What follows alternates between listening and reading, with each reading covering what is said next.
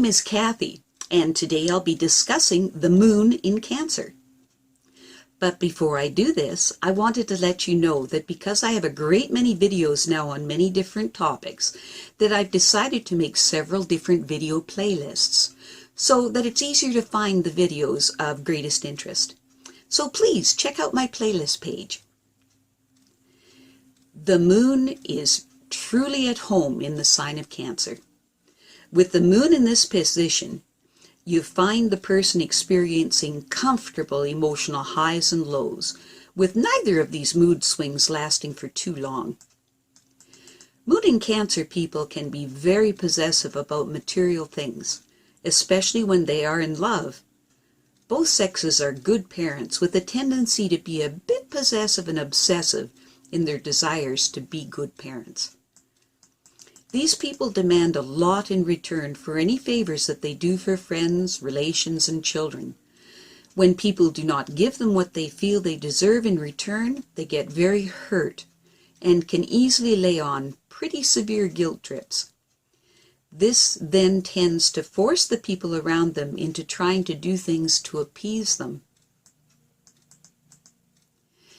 When issues develop on the domestic front, the moon in Cancer person does not yell and scream as a rule. Rather, they burst into tears. That is then followed by an attitude of martyrdom that inspires great guilt in friends and family members, which can ultimately cause a lot of strain in these relationships. Moon in Cancer people are always making preparations for their old age, and are very good at doing this. And even when old age is upon them, they will still continue making preparations for their old age. Becoming a grandparent is very important to these people, as another generation in their families will allow them another degree of control and further planning for the future. Negatively speaking, the moon in Cancer person can be physically and mentally lazy. The tendency towards being overly impressionable is strong, sometimes to the point where there is almost as if they have no mind of their own. There is a strong tendency to blame everything and everyone else for their problems. A negative moon in Cancer person often feels that they should be spoiled and totally taken care of by others without exerting themselves in any way, shape, or form. Moon in Cancer people are very sensitive, highly vulnerable, and tend to be mostly moved to action by their emotions, which will then cause them to end up in either a state of wonderful exuberance or depression. Because these people are so sensitive, they end up being a bit touchy by nature. Even though they would rarely show others this quality, they will instead hold on to their hurt feelings until they fester.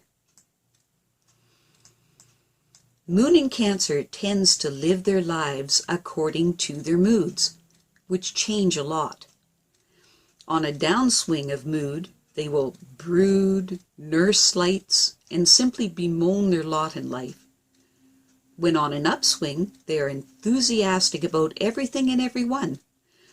Sometimes life can be very emotionally exhausting, at which point the moon in Cancer person will then need to withdraw for a while in order to regenerate. When they do re-emerge into the world at large again, they have no idea what their unpredictable emotional natures will bring them. These people wish that they could become more emotionally controlled, but realize that they simply can't. The moon in Cancer, if frightened by their changeable feelings, because these emotions tend to end up controlling them, they make them do things that they later regret, or prevent them from doing something that would be wonderful for them. Their emotions cause them to give a lot more to others than they ever take in return, and cause them to remain in bad relationships longer than they should. More than anything else, these fluctuating emotions can lead them to believe that they will never find anyone that will love them, which is of course absolutely ridiculous because they're warm, sensitive, and very lovable. The root of the situation is that they don't believe that they are capable of attracting love, and so end up trying too hard in the wrong relationships, hanging on to the idea that some truly unworthy person will end up falling deeply in love with them, just given enough time, that is.